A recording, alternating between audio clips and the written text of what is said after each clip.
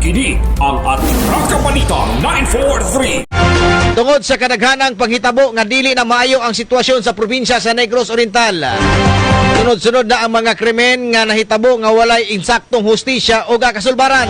Giklaro ni Negros Oriental Vice Governor Edward Mark Macias nga kung palaran siya nga mahimong gobernador sa probinsya sa Negros Oriental, iyang ikapasalig nga malinawon ang lalawigan.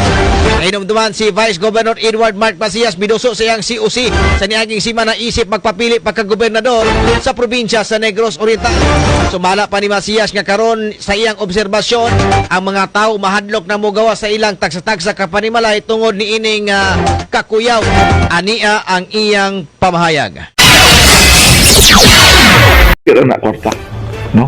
I think there are three things that will matter in this election. Number one, when I tell them what I have to offer.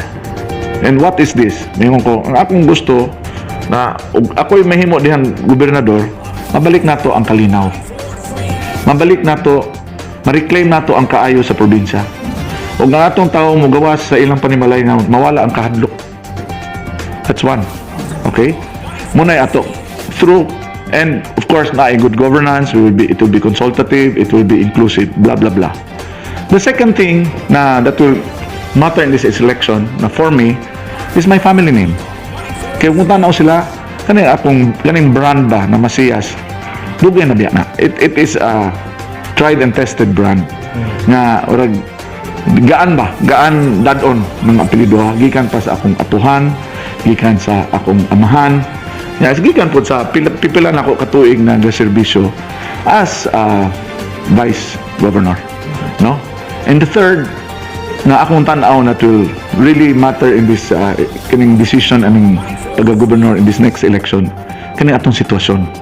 We are in a situation na daghang gaaway-away, daghang gipamusil, yung na ba?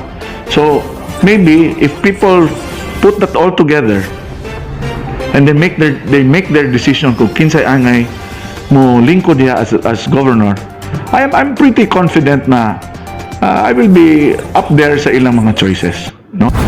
Kini ang Atraka Balita 943. Si Negros Oriental Vice Governor Edward Mark Macias, eksklusibo ay nabi kini sa Atraka Balita 943 News Team. Kini ang Atraka Balita 943. Ang matag katawhan adunay katungod mahibalo sa nagkadaiyang isyu man nasyonal o lokal. Balita nga importanteng masayran ni Juan de la Cruz. Prinsipyo, katungod ug baruganang tintugan. Kini ang Atraka Balita 943. Atraka Balita 943. Programa ngang tumong ug tuyo mao ang pagpahibalo sa katawhan. Atraka Balita 943. Serbisyo publikong wala ipinili. Atraka Balita 943. Atraka Balita 943. Sa inyong mga radyo, Lunes hangtod Biyernes, alas 6:30 hangtod alas 8 sa bunta diri lamang sa pinakapatas nga sibiyahan 94.3 City Light FM at Atraka Balita 943.